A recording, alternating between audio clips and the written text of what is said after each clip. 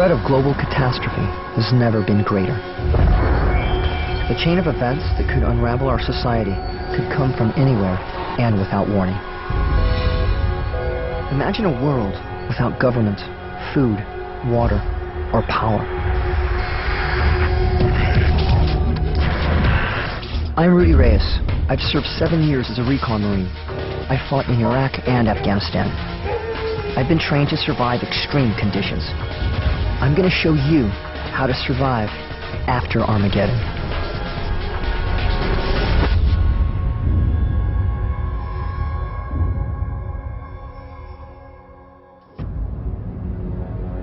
Tragic events like Katrina and 9/11 show us that all the things we take for granted can be destroyed with terrifying speed. Homeland Security tells us to prepare for 72 hours after a major disaster. But what happens if there is no Homeland Security? No law, no one to help you. If you survived a catastrophic disaster, you would probably emerge into a very different world. Everything will have changed, and I mean everything. The people you might meet, where you get food, water, how you make shelter, they either won't exist, or they can't be trusted. But the resources you will need to survive are out there, and I'll show you how to find them. The first place I'm going to head to is the nearest city.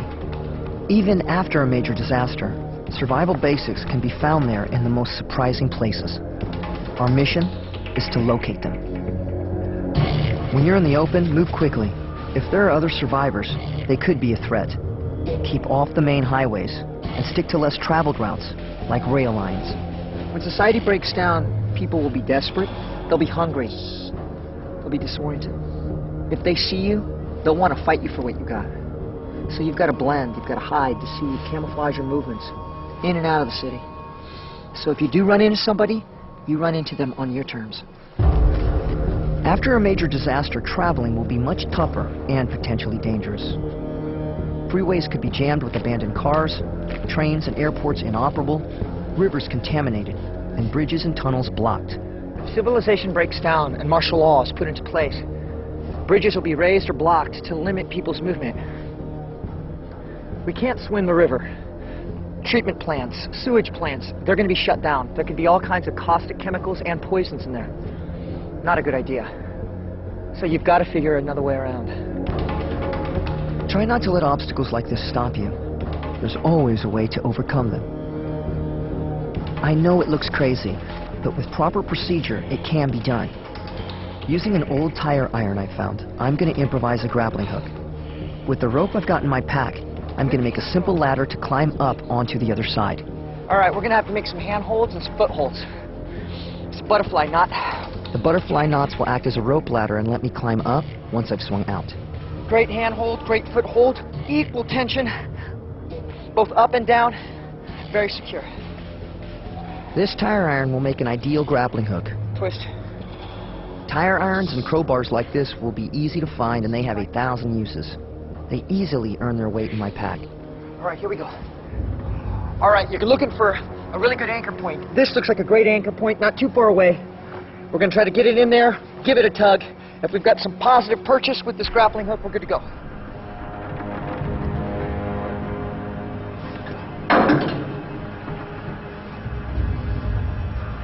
That feels positive.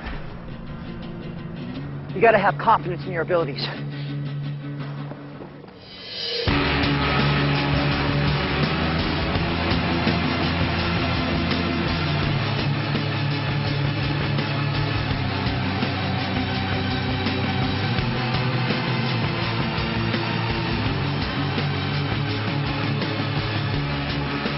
The rope would be too thin to climb without butterfly knot handholds. Keep focused where your hands and feet are placed and think about your next move.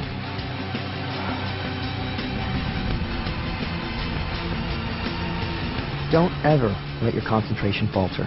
It's a long way down to the river.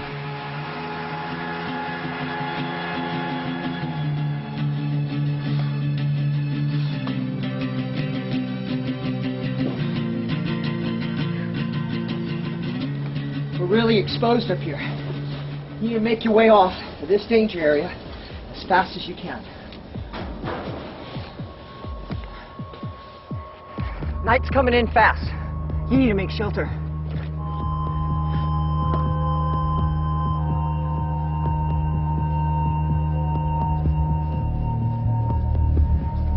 These broke down buildings, they look scary, but the light's fading. You need to get some cover, concealment, some shelter.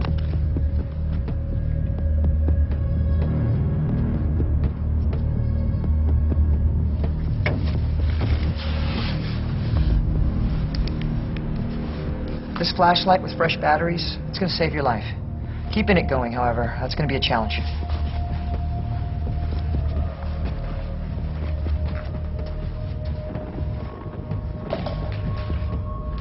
Every time you move into a new area, you do a security sweep. You don't know who's been here, you don't know who still may be here.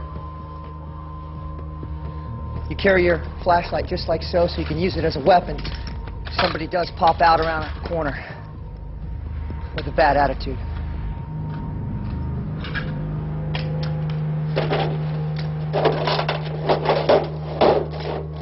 Steel wool. This is really good for fire making. It makes excellent tinder. If you find some, make sure you stow it away. It really comes in handy. What used to be junk could now save your life. Now I'm looking for the best place to stay, and I'm thinking tactically. The second floor is good. It's high enough to hear anyone coming and low enough to jump if you need to make a hasty exit. Remember to cover your tracks. All right, a few things to consider with the harbor site. You want a place that's secure and secluded. Also, you need to be able to fight and defend yourself from this position, and you need an escape. If you've got to make a hasty retreat, it's got to be something that you can get to and get out fast. It's not the Hilton, but it's going to do good for us.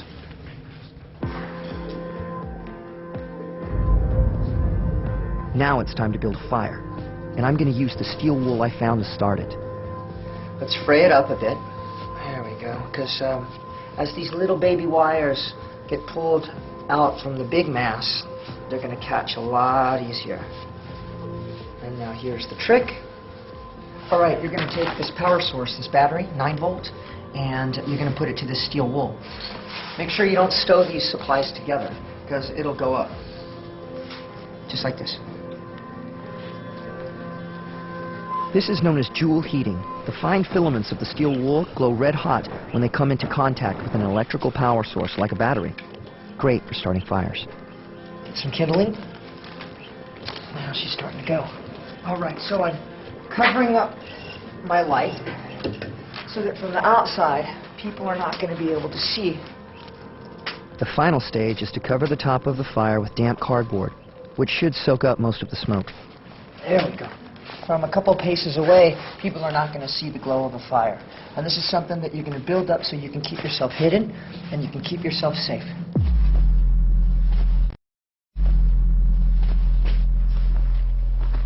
Always assume you're under observation. Try not to retrace your steps or use the same entrance you came in.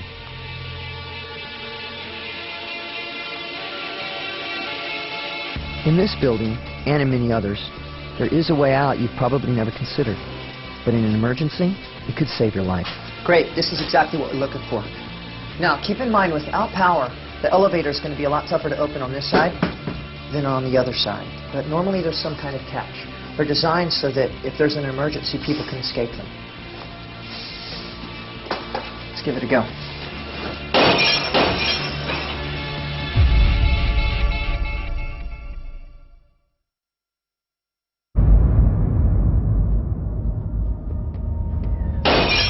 I'm leaving the outskirts and moving towards the city center with one main goal: finding a place that could become my new base. But before I go, here's a great way to leave a building: through the elevator shaft. In an emergency, this trick could get you out without being spotted. These elevator shafts, they're one of the strongest constructed elements in a building. This is what you're going to use to get down. This makes a very stealthy way in or out of a building. Let's do this. This looks crazy, but the technique to get down is easier than you think. There's a gap of about a foot. Just reach out with both hands and commit.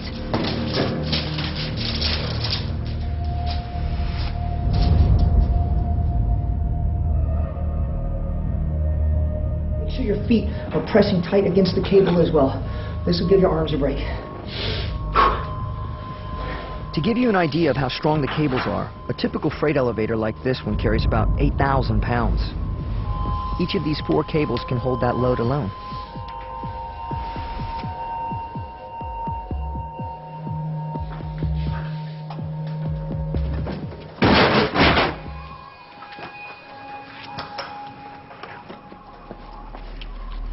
I'm moving towards downtown. That should give us the best chance to find a more secure base.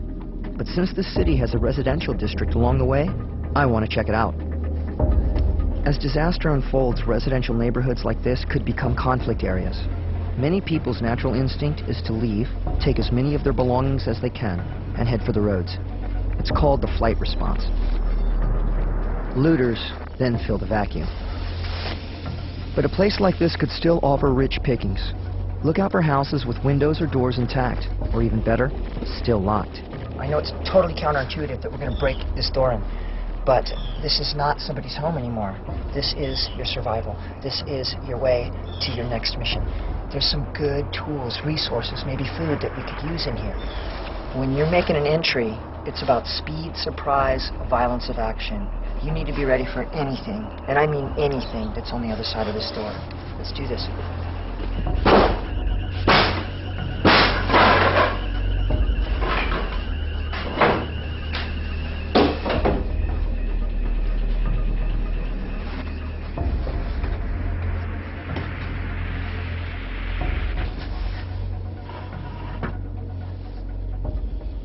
You see this? Forced entry. I don't know if that was a month ago, a week ago. It could have been 5 minutes ago. So you got to think about things like that. You got to be looking for signs of movement, signs of people. People could be our friend. They could also be our enemy. If things fall apart and civilization is in pieces, you can only rely on one person first, and that's you.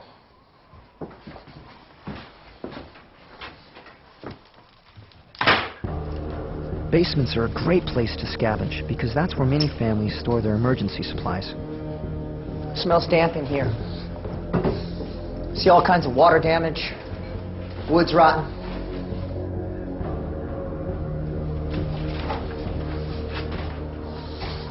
Here we go. This is freaking treasure. This is sustainability. We used to say chow is continuous. It's good. Cans of food aren't indestructible. Seals can break, air can get inside, introducing bacteria and diseases like botulism. Oh, listen to this. You hear that? Rotten. Obviously, air has gotten in there, and this is a no-go. All right, let's throw this good stuff in our rucksack. Let's check out the garage. You look around here, this could easily be your uncle's garage. But when society breaks down, this is exactly what could happen. A garage that used to be filled with tools, filled with equipment, they're still here. Don't let all this junk take you away from that fact. Let's go find some. Oh, this is a real good piece of gear. Bicycle pump.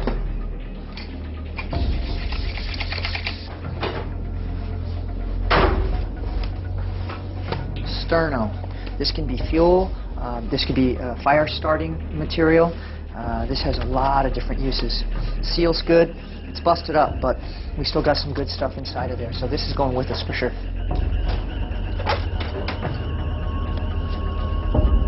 So far I've found some food and equipment, but there's another need just as vital. Information. In a world with no power, internet, or cell phones, information could come from a place you'd never expect. And that's where I'm heading now. Shh. Library. Libraries are full of information.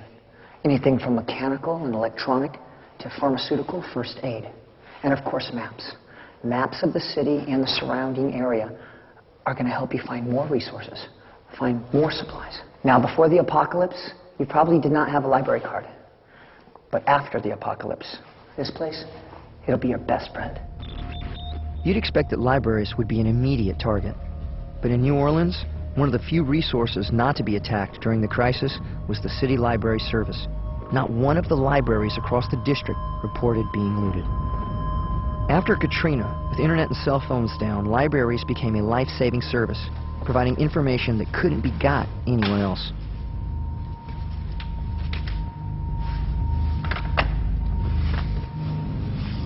To use them, think back to grade school when you probably learned the Dewey Decimal System. 912, Mike 32. That's how books are cataloged, placed in a specific repeatable order that makes them easy to find. The first set of numbers refers to the category. Geography and mapping is in the 900s.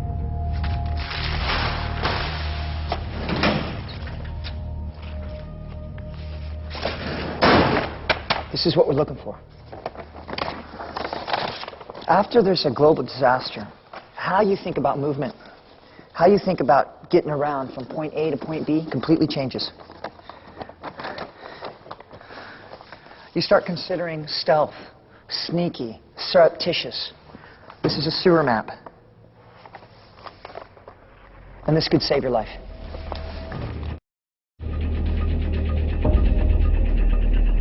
We're moving closer to downtown, on a mission to establish a secure home base.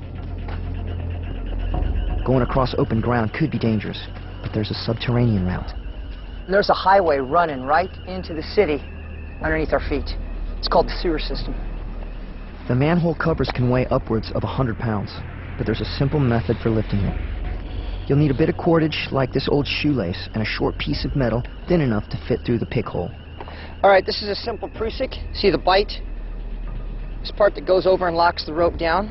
It's also really easy to take off once we get this manhole off.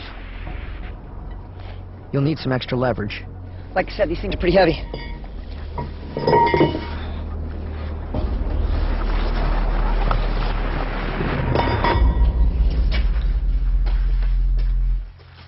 Sewers serve as drainage for the road network above ground and follow almost the exact same route. The map I found in the library can lead us safely downtown. All right, out with the map. Our destination is 23rd and 7th. Here we are. We've got two major intersections and then a dogleg, and we'll be at our destination. You can expect sewers will be a very different place from today. They'll no longer be in use, and with repeated flushing from storm drainage, they'll be much cleaner. You wouldn't want to set up home here, but it will make them into an effective underground highway.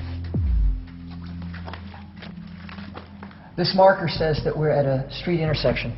You see this manhole up here.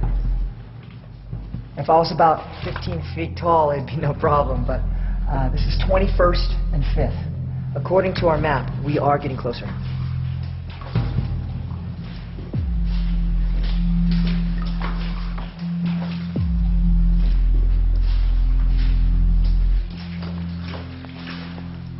'23rd and 7th. We're here. After 9/11, many cities adopted new security measures. To block potential terrorist attacks, manhole covers were tagged so any attempts to tamper with them could be monitored. Some were even welded shut.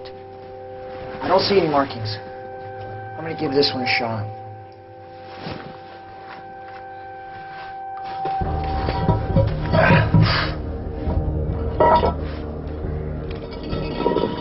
To set up a home base, we're on our way to a place you'd never expect. A hospital. Not for medicine, for power.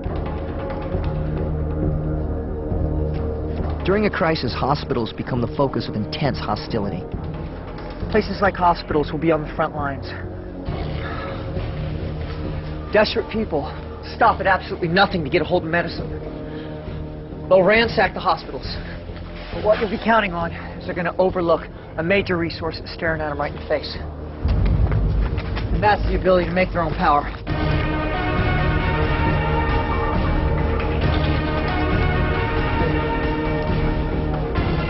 Every hospital has a backup generator designed to work even when the entire power grid fails. Getting it started could be the key to survival. And that's what you're going to do. You're going to find a way into that backup generator, and you're going to make a base here.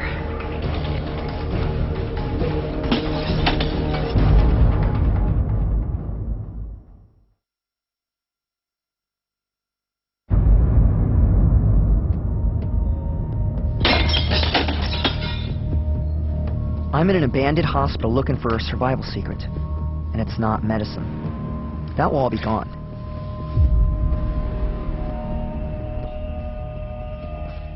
When Katrina struck, some of the city's hospitals and other healthcare resources were destroyed or inoperable.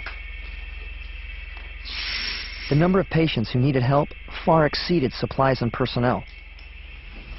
The situation became so desperate that within hours, pharmacies and clinics were looted and raided. Drugs and medicines were only available through a black market economy. But I'm looking for something the looters might have overlooked: a backup power generator. Before you get power, you don't want to light this place up like a Christmas tree. Switch all the fuses off. Lights in a building would be like a beacon in a pitch-black city, which could attract unwanted attention. Now let's get down to the generator. When the city's power grid fails, hospitals are one of the few places with backup emergency generators. It will automatically kick in using its own independent fuel supply. But with no one around to refuel it, the backup tank will eventually run dry. But that doesn't mean you can't get it started again. The backup generator looks in good shape. Doesn't look like anyone's been tampering with it.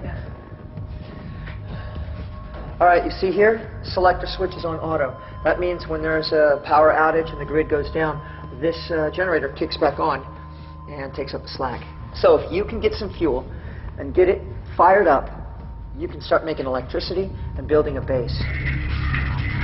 Finding fuel won't be easy, but it's there if you know where to look, like in underground tanks at gas stations. Most generators run on diesel, which makes things easier. Unleaded. When you're looking for fuel, diesel is going to be your best bet. This is it. In America, about 5% of the cars are diesel, so all the gasoline is going to be gone, but you can have a good chance of finding a little bit of diesel fuel. With no power on at the pumps, extracting fuel could be tricky. I'm going to try using the bike pump I found.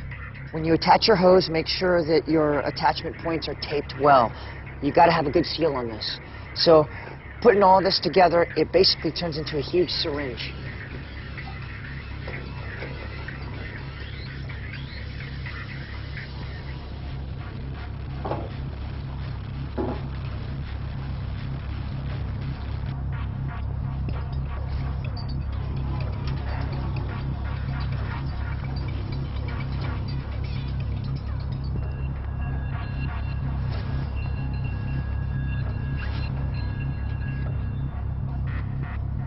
There's not much in the tank, but every drop will be precious. I need to make sure you get all you can. And stay on the lookout for anything else you can use. See that? It's a battery. Car batteries can hold their charge for 12 to 18 months. But the beauty is, they're rechargeable. If we can get this battery recharged, it'll be a force multiplier. A force multiplier is any factor that can increase your effectiveness. Not a bad haul. With a charged car battery, you'll have the potential to get a vehicle running, which will dramatically improve your circumstances. It may not be much fuel, but it should be enough to get the generator back up and running, at least for a short while. Be as careful as you can. Remember, this is the most precious commodity. Fuel and power. Let's see if this works. Woo! You did it! All right, you got about 4 or 5 hours max to use to charge up batteries and to set up your base. So let's get going. With the generator running, the car battery I found can now be charged. All right. And it's time to switch on the switches. The security office makes an ideal home base, with a bonus. With the power back on, the entrances can be monitored with a closed-circuit television.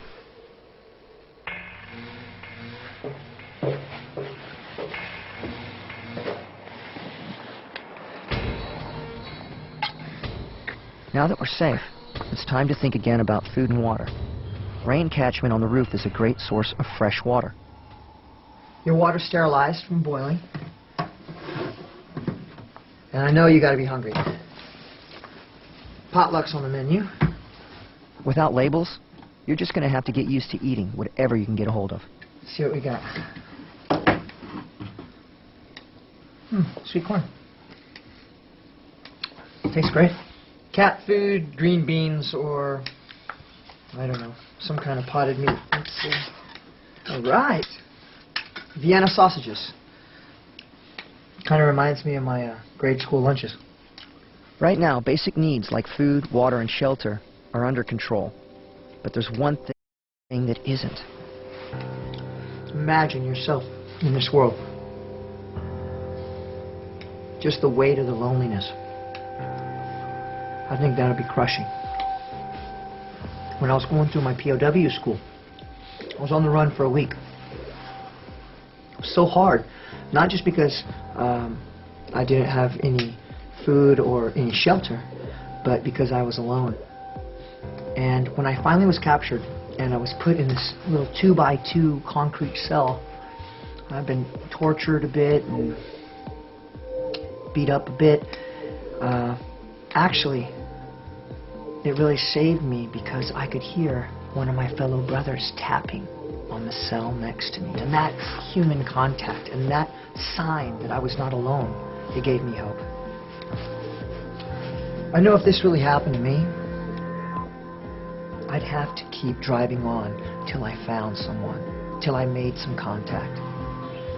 I'd have to have the dream that we could rebuild, that I could rebuild. And I know I couldn't do it on my own.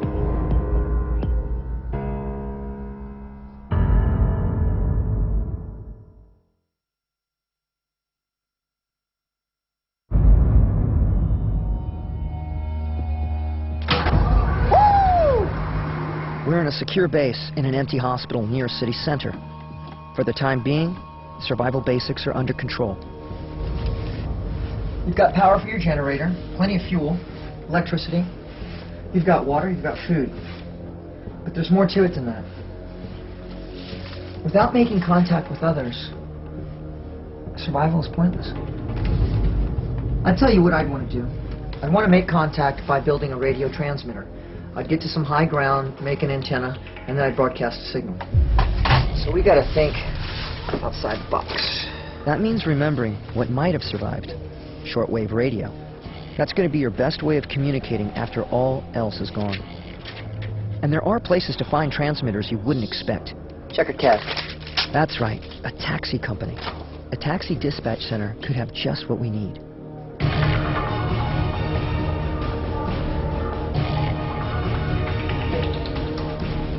Remember to always move quickly and cautiously. It's more difficult to maintain an advantage in urban areas.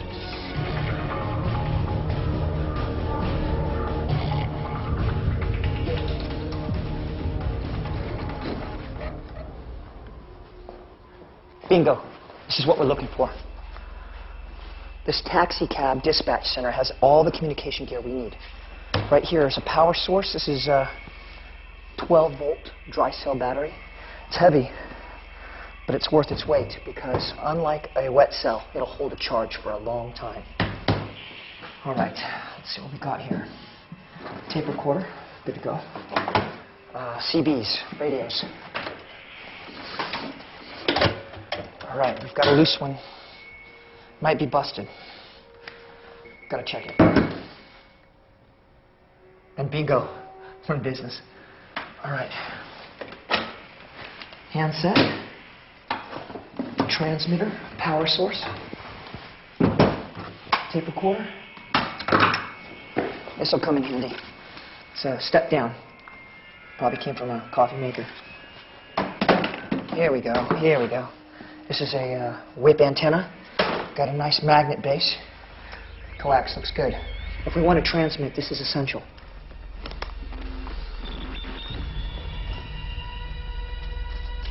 To increase the range of the transmitter, we need to get to higher ground.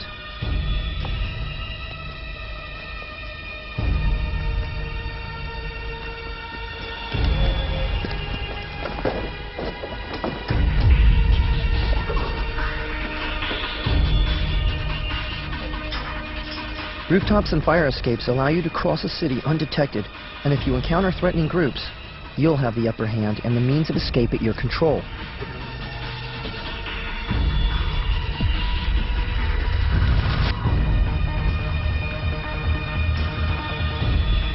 Radio transmitters used by taxi companies are good on the ground for only a short distance. Getting to a higher, unobstructed point in the city will increase the distance by line of sight. The horizon from a 300-foot building will be about 25 miles.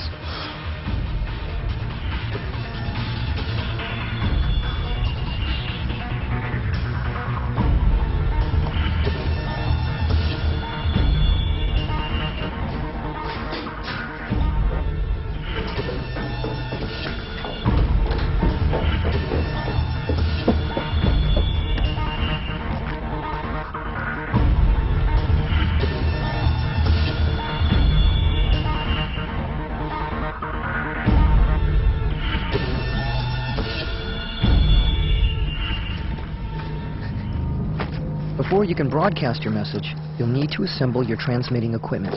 And we're ready to build. All right, this is our CB transmitter. We're going to attach it to our main power source. It's 12-volt dry cell batteries. Tape it up, keep it neat, and this bad bear will last you. Let's fire this baby up. You should select Channel 9. This is the channel monitored by the emergency services. If anyone will be listening, this is the channel that is most likely to be scanned. All right, Channel 9. If you look around from way up here, this has got to be the tallest building in this city. We'll be able to shoot our message all the way to the horizon. And that's about 26 miles out in any direction. 26 miles may not sound much, but the area you can cover with your transmission is over 2,000 square miles. With the aerial connected, we're ready to transmit. All right, make sure everything's nice and tight. Now, you have to record a message. This tape dictaphone is going to be ideal. All right, the information you want to put on this is your name, your status, you're alone, and then what destination or where you're going to next. It's got to be a no-kidding terrain feature, a city, a town, a bridge, some specific intersection.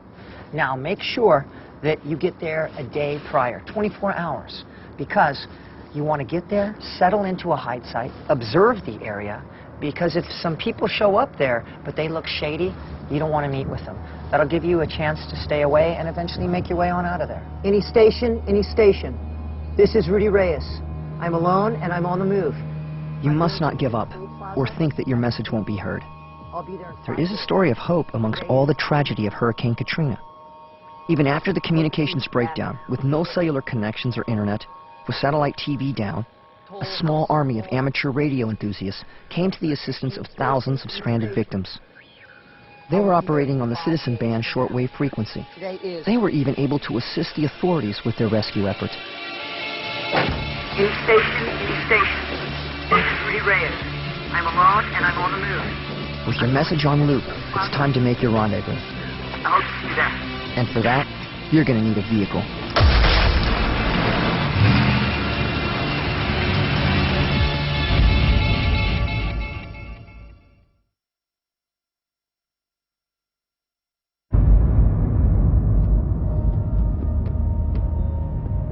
I'm Rudy Reyes.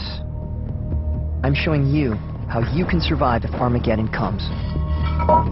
We've made a rudimentary transmitter and left a message trying to reach other potential survivors.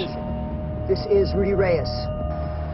Back at my base at the hospital, I can use the battery I've charged to get a car going. But if you want to keep it going, you're going to need a specific kind of car. This new car, it's useless to you. With modern electronics, alarm systems, immobilization devices, we can't get it going. This one, no good. No good. No. Wait.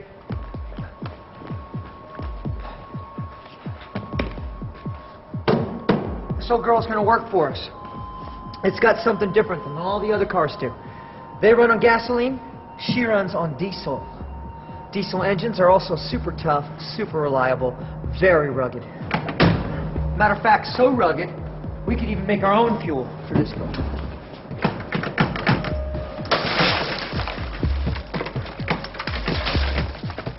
You got the battery in. Let's see if we can hotwire this baby. All right, we cut these two wires. We also have to cut the brown one. Brown one is the starter. Now we could try to work this from the other side in the engine, But you want to be as low profile as possible all the time. Expose them just a little bit more. Twist them together. And that's the sound of the power coming on. So we are just one step away from getting this girl up and running. Last but not least, stripping away this starter wire here. Touch them together. You hear that? We got wheels. You got a quarter tank of gas, and it's not going to last you long. But I know where you can get more.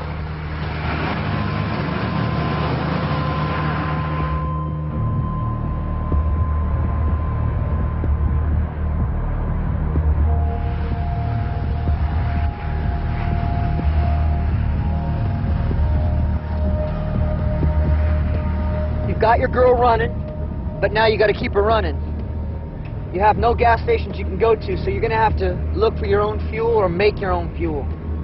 I'm on the lookout right now for some restaurants, a fast food joint, something like that, that's got, you know, a grease trap, basically a grease trap. From that grease trap, we can refine that down to some really field expedient fuel to keep your vehicle running.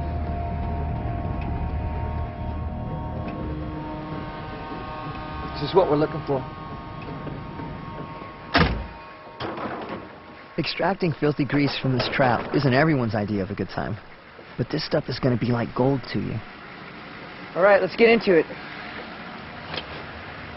Let's see. I want to try to scrape off the top of this white muck and get that kind of clean looking, well, I mean relatively clean looking oil here.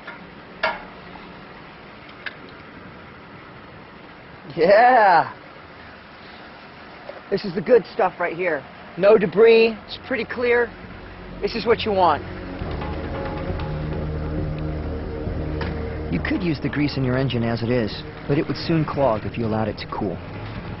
To make it run smoother, you're going to have to cook down the grease and find a covert place to light your fire.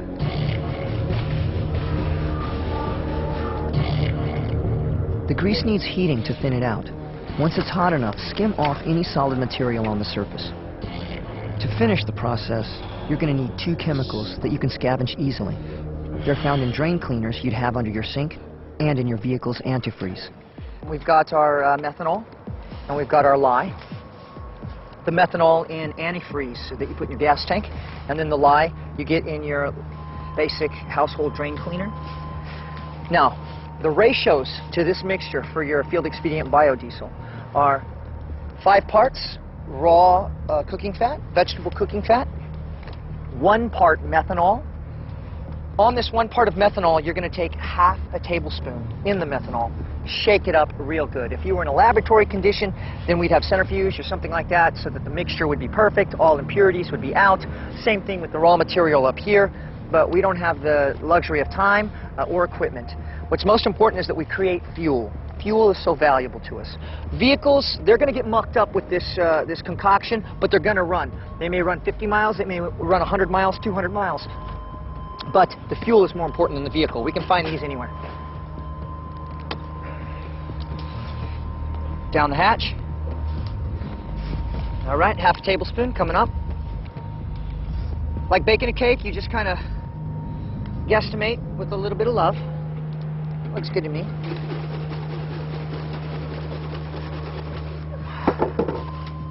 Again, be careful, it's hot.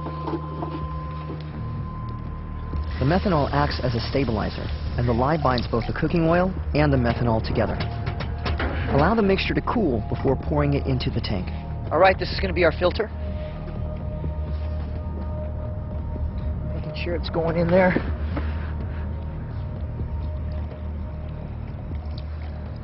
About the most precious thing we have out here. We've got a full tank of gas. We're good for 100 miles, at least.